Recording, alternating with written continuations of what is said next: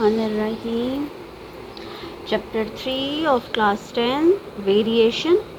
और सबसे पहले तो ये आपको पता होना चाहिए what is variation. Variation basically it is the relation between two quantities. ठीक है, टू क्वांटिटीज़, टू वेरिएबल्स के बीच में जो रिलेशनशिप होता है उसको वेरिएशन कहा जाता है। And there are two types of variation. First direct variation और second one is inverse variation. Direct variation like अगर एक क्वांटिटी इंक्रीज़ हो उसी की वजह से दूसरी भी इंक्रीज़ हो रही हो, so such variation is called direct variation. Like speed and distance. ठीक है, स्पीड एंड डिस्टेंस जो है ये एग्जांपल है डायरेक्ट वेरिएशन की। जितनी ज़्यादा स्पीड होगी उतना ज़्यादा डिस्टेंस जो है वो कवर होगा। ठीक है, अब इन्वर्स वेरिएशन क्या है? When one quantity is increase but the other is decrease. ठीक है, एक क्वांटिटीज़ अगर बढ़ रही है तो दूसरी कम हो रही है। अब इसी में हम स्पीड की एग्जांपल ले लेते हैं, जिसमें अगर हम स्पीड एंड टाइम, ठीक है, this is the example of inverse variation कि अगर स्पीड आपकी बढ़ रही है तो उतना कम टाइम आपको लगेगा अपने रिक्वायरमेंट तक पहुंचने में, अपने जो है डेस्टिनेशन तक पहुंचने के लिए। ठीक है, सो डायरेक्ट वेरिएशन एक अगर इंक्रीज़ हो रही है तो दूसरा भी इंक्रीज़ होगा, और इनवर्स वेरिएशन एक क्वांटिटी अगर इंक्रीज़ हो रही है तो दूसरा डिक्रीज़ होता है। ठीक है, क्वांटिटी डिक्रीज़ होती है। अब यहाँ हम कर रहे हैं क्वेश्चन नंबर 2 से स्टार्ट। ठीक है, क्वेश्चन नंबर 2 में है gold and silver are mix in the ratio. आपको ये रेशो दिया हुआ है 7 और 4। गोल्ड की रेशो 7 है और सिल्वर की रेशो जो है that is 4। If 36 grams of silver are used, कहते हैं 36 ग्राम सिल्वर के अगर यूज़ किए जाएँ, how much gold is use, तो गोल्ड कितना डाला जाएगा उसमें, यूज़ होगा। ठीक है, तो अब आप यहाँ देखें गोल्ड और सिल्वर की रेशो 7 और 4 दी हुई है, तो हमने फाइंड करना है gold. So let amount of gold is x। ठीक है, अब चूँकि it is a comparison between to ratios, तो कंपैरिजन बिटवीन टू रेशोज़ क्या होता है? It is called proportion. अच्छा, सबसे पहले तो आपको रेशो का पता होना चाहिए। It is comparison between two quantities. Two quantities के बीच में जो कंपैरिजन हो रहा है, अब जैसे यहाँ गोल्ड है और सिल्वर है, इन दोनों का कंपैरिजन हो रहा है। इन दोनों की रेशो आपको दी हुई है 7:4। और यहाँ आपसे पूछ रहे हैं कि अगर 36 ग्राम सिल्वर के यूज़ हो रहे हैं तो then how much gold is use. तो ज़ाहिर ये भी कंपैरिजन है टू रेशोज़ के बीच में, so it is called proportion. तो हम इसको प्रोपोर्शन फॉर्म में सॉल्व करेंगे। Gold ratio silver, proportion gold ratio silver. Okay, gold की रेशो है 7, सिल्वर की है 4। तो कह रहे हैं कि गोल्ड की कितनी क्वांटिटीज़ अमाउंट हम उसमें डालें अगर सिल्वर की जो है वो 36 ग्राम है तो। ठीक है, अमाउंट ऑफ गोल्ड हमने फाइंड करना है। So it is the comparison. तो आप प्रोपोर्शन की जगह यहाँ इक्वलिटी का साइन भी डाल सकते हैं। ठीक है, ओके, रेशो है। अच्छा, इसको हम कर रहे हैं प्रोडक्ट ऑफ मीन और एक्सट्रीम से। प्रोडक्ट ऑफ मीन और एक्सट्रीम क्या है? मीन क्वांटिटीज़, इसको बोलते हैं प्रोडक्ट ऑफ मीन। ठीक है, और एक्सट्रीम वैल्यूज़ ये हैं, ठीक है, जो साइड पर होती है 7 और 36। तो हम इसको फार्मूले से भी कर सकते हैं और क्रॉस मल्टीप्लाई, जिस तरह आपको आसान लगे।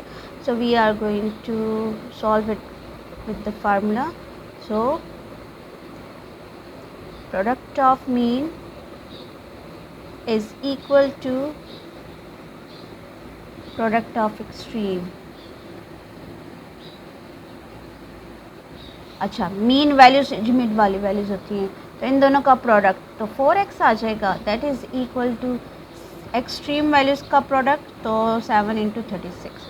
नाउ x को चूँकि फाइंड आउट करना है, so divide 4 on both side, 7 × 36 divided by 4। Okay, यहाँ अब इसकी कटिंग कर लें। 4 9s एंड 9 7s 63।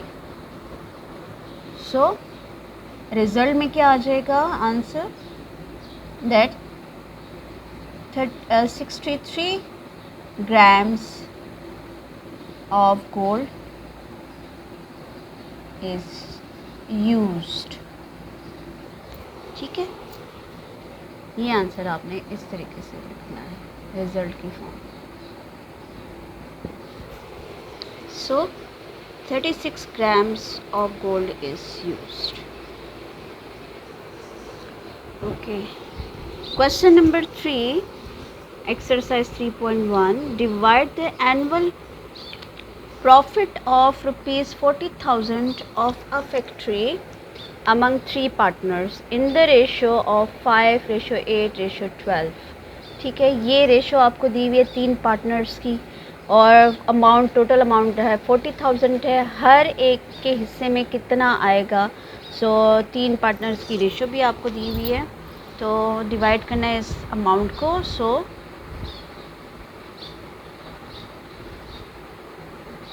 सॉल्यूशन की हेडिंग देंगे और जो जो चीज़ें गिवन है वो हम लिखेंगे। सबसे पहले तो टोटल अमाउंट,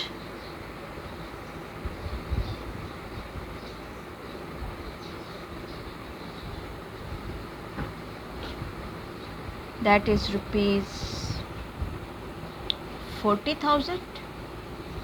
टोटल अमाउंट हमें दी हुई है 40,000। ओके, ये रेशो है गिवन रेशो, दैट इज़ 5:8:12। अच्छा, हमने क्या करना है? फाइंड करना है इसका सम ऑफ रेशो निकालने।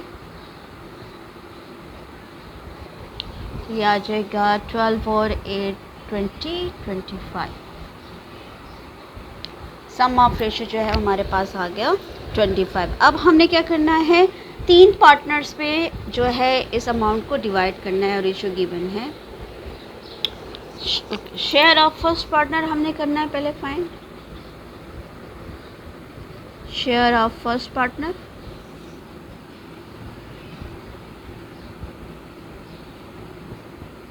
अच्छा, फर्स्ट पार्टनर की रेशो है 5 divided by sum of ratio, that is 25 and to total amount. Total amount is 40।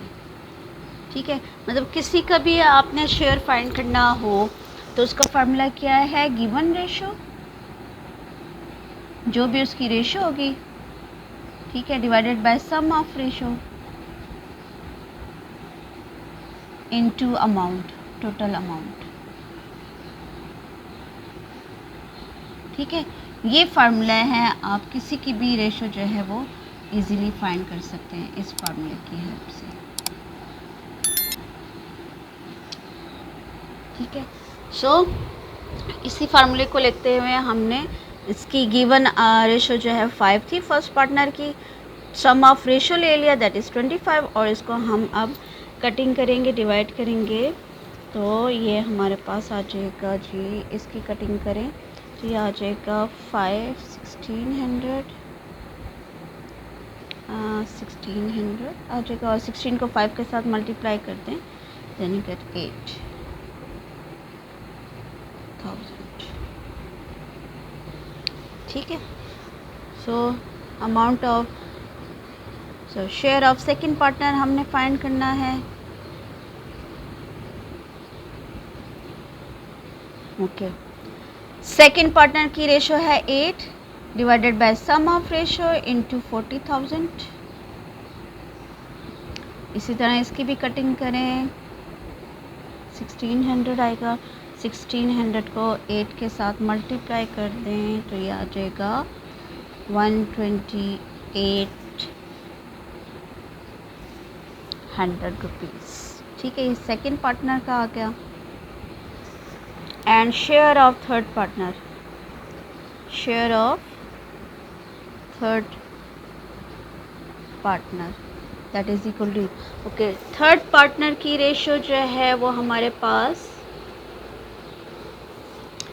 12 है।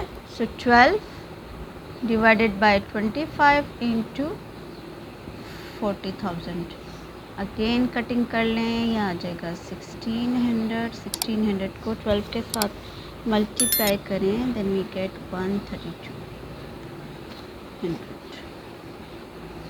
ओके, ये तो हर एक का शेयर आ गया, लेकिन यहाँ आपने यूनिट ज़रूर लिखना है रुपीज़, ठीक है। रुपीज़ 8000 फर्स्ट का शेयर हिस्से में आए फर्स्ट पार्टनर के, दूसरे पार्टनर के हिस्से में 12,800 रुपीज़ और थर्ड पार्टनर के हिस्से में 13,200 रुपीज़, ठीक है। सो रुपीज़ आपने ज़रूर यूनिट को शो करना है।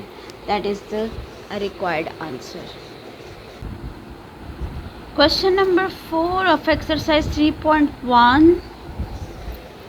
If 11 ratio x minus 1 is equal to 22 ratio 27, so it is a proportion question.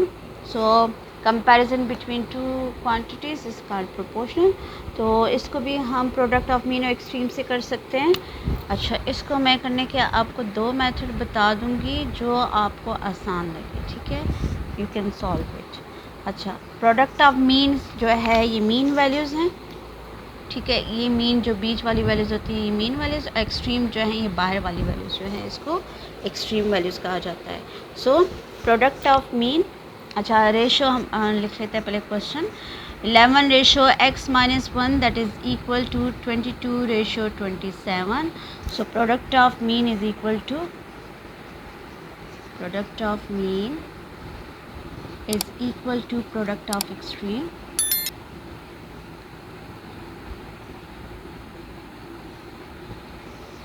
Okay, product of means ये मीन वाली वैल्यूज़। सो x माइनस 1 को हम मल्टीप्लाई कर देंगे 22 के साथ, that is equal to product of extreme 11 multiply कर देंगे 27 के साथ, ठीक है। Open the bracket. अच्छा, ब्रैकेट्स को आप ओपन कर लें तो ये आ जाएगा 22x minus 22 that is equal to 11 को मल्टीप्लाई कर दें 27 के साथ, so that will be equal to 297। Okay, 297 आ गया। कॉन्स्टेंट को कॉन्स्टेंट के पास ले जाएं। 22x is equal to 297 plus 22, दोनों को ऐड कर दें तो 319, 7 और 2 9 और 9 और 2 11, 1 कैरी तो 3। So divide 22 on both side और x is equal to 319 divided by 22 and that will be equal to, divide this, so we get 14.5. that is the final answer. Okay, next video inshallah next topic पे होगी, so keep watching, subscribe my channel too and comments also. Thank you.